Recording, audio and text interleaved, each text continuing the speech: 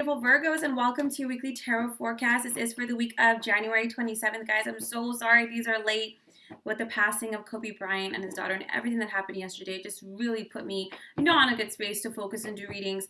So thank you for your patience. This is for Virgo, Sun, Moon, or Rising. So please be sure to check all three to make sure you have a complete understanding of this week. We just had that incredible new moon in Aquarius, squaring Uranus last Friday. So people are all of a sudden really feeling this moon. It's out of the void period.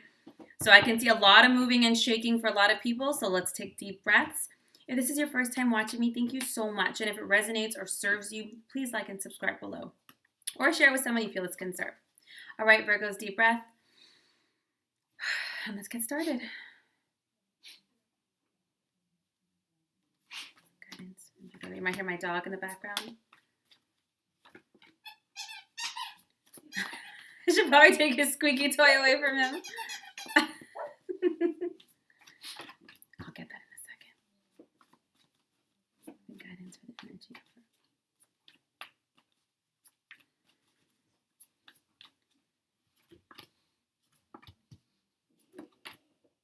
And the final card.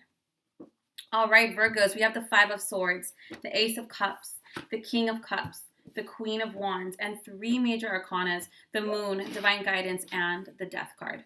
All right, Virgos, deep breath, nothing to worry about. What I do see here, guys, is there are certain situations, environments, relationships that just are toxic, not serving you. This could be pattern. These are things that perhaps are kind of done. There's an ending to them. That could be a friendship. That can be petty arguments with family members. This can be a romantic relationship. This can be an old work collaboration that's just not serving anybody anymore.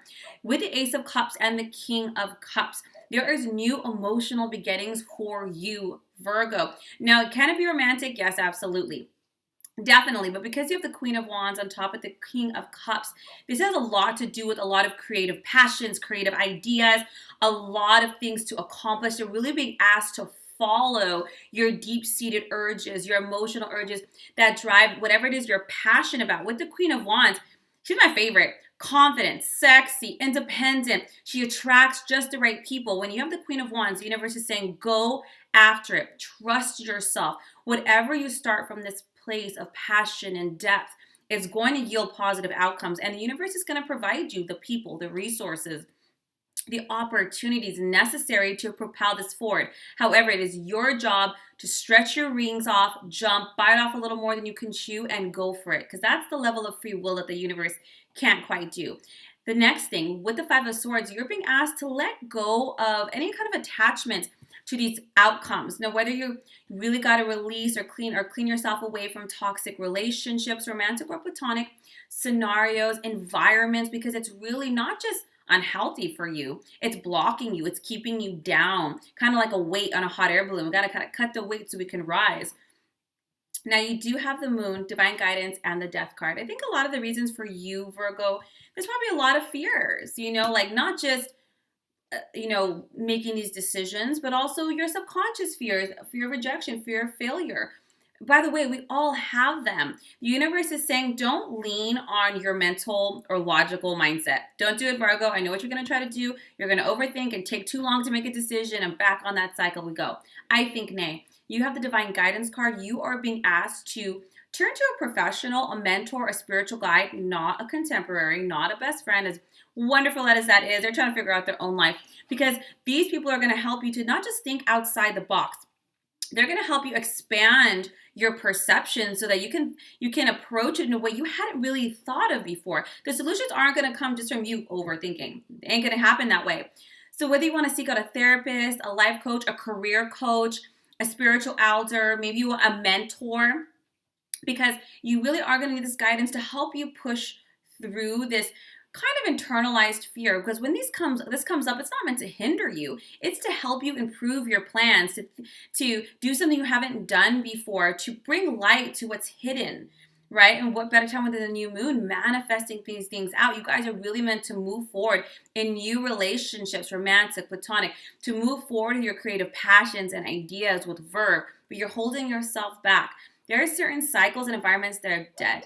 When you have the Death card, it's not a bad thing. They're asking you to release, to let go, to surrender. And the very, very least, Virgo, just let things be. Don't fight, don't struggle, just let these things be. It's a very let go, let the universe card, because something better is coming. Not just because you manifested it, and not just because you deserve it, because with all cycles, to all seasons, and anything in this dimension, there's a cycle of birth and death and rebirth, and this is coming up, Virgo. But this is good. This is going to provide you with healthier relationships, more opportunities. And when I say opportunities, this is not just being creative for creative sake. This could be work, jobs, affluence, and moving forward. But you really got to surrender as best you can what you know isn't working, what you know isn't healthy, environments that just aren't serving you, and do your best to be at peace with it. Archangel Azrael is fantastic for this. Archangel Azrael is known as the angel of death, but really, poor guy gets a bad rap. It should just be the archangel of grief. No matter what you're going through, whether it's losing a job, a way of life, a way of thinking, a relationship, our divine and holy archangel Azrael, I surrender this pain and this grief up to you. Fill me with peace. Show me the way. I know a better future is waiting for me. Healthy love, healthy environments, beautiful opportunities. Help me to surrender this up and instill me with peace. So things to take away, Virgo: releasing yourself from toxic situations, moving forward those creative passions, surrendering up the endings that might be blocking you. Okay, and also looking for that objective third party. Like I said, it could be a therapist, it can be a life coach, a counselor, a mentor, a spiritual elder, because these are the people that are going to help you. They're not just objective, they're going to help you think outside the box and understand it's not just you, and help you move forward. This is a great week of incredible transformation and exciting new beginnings with the Ace of Cups, guys. For any single Virgos out there, this is a good time for meeting somebody new emotional situations. These are definitely soulmate relationships. You can trust that. But in order to bring something in that's new, you gotta let go of the old.